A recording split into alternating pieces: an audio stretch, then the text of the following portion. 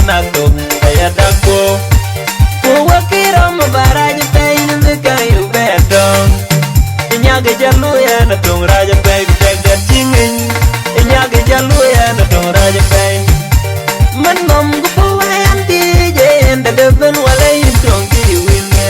Kalwel pian dia jul pian waji balnge. Inyaga jalu ya na tong raja pay. Man bay madina bon chay undi de meja gengaria. Mana madina tiara liya di malong yanut mana malan po ding balnge.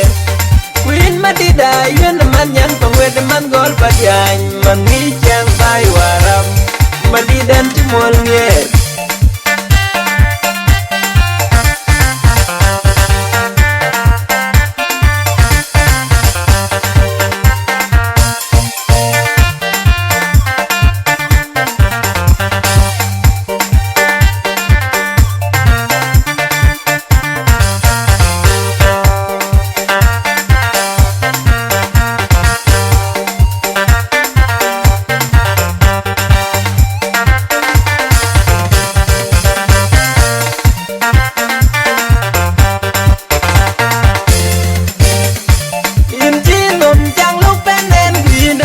Tin bandar injin nom jang lo penden win badan ya tin bandar wel sulel ren wel sulel nang trakter yan kang tuang ku bendiel wer ngi rola bun rola monde man bay pandakan ye jarwar kulung no maren gadama kulung no maren ngapoj nyaga jalu ya na to raja bag tek tingin.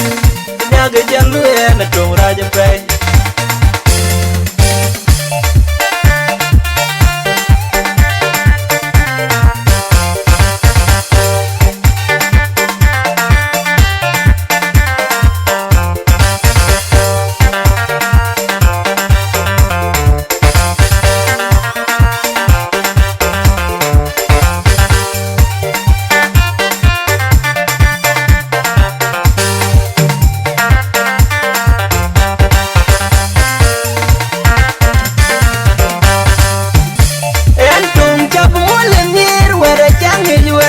Jor yantong koy ngana loy ka chen bu mola di la jang ni juere jang ni yantong koy ngana loy ti a winner ja ben ngi buruan atong kaya dak ko ti a winner ja ben ngi buruan atong kaya dak ko wakiro mabaraja pay nunde kayu bedong.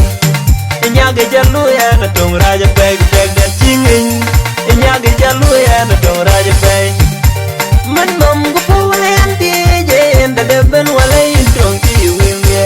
Kalwel pian dia jul pian waji balnge. Inyaga jalu ya na tong raja pay. Man bay madina bon chay undi de meja gengaria. Mana madina tiara liya di malong yanut mana malan po ding balnge. Queen madida yun man yan pangwed man gol padyan. Man ngijang bay waram madidan timol nge.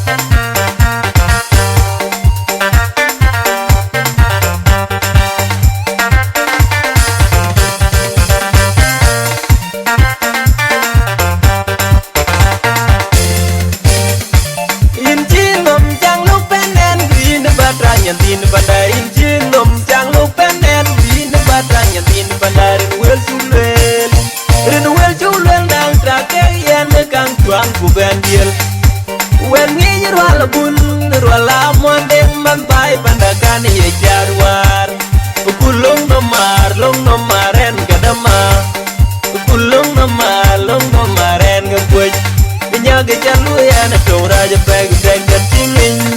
Nyaga jalu ya na tong raja pay. Nyaga jalu ya na